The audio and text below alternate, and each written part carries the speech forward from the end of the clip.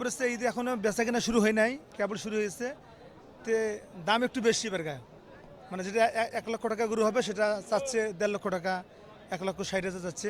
তা আমরা একটু হতাশা, কারণ আমরা কৃষক মানুষ, এবার ধানের মূল্যটা খুবই কম হিসেবে আর কি, গরুর দাম একটু কম আর কি।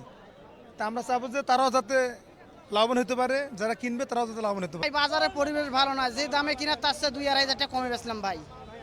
এখন পরিবেশ চারিপাশে খারাপ, বাইরের থেকে লোকজন আসে কম, বাসে বৃষ্টি, এই কারণে আসতে পারে না পারি। ভরা মাঠ এখনো গরু দিয়ে ভর্তি, হ্যাঁ। আর গৃহস্থের বাড়িতে গেলে ওরা কম দামে ছাড়ে না, আমরাও কিনতে পারি না, এই হলো ব্যাপার ভাই।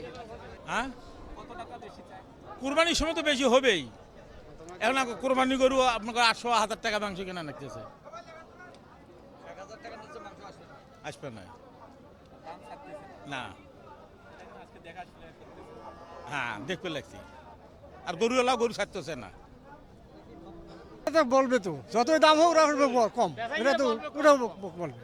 ওরা রাত বিক্রি করে আছে, ওরা তো কম হইবেই। আমাদের কাছে বাড়তি খায় 5-7 হাজার টাকা কম বেশি।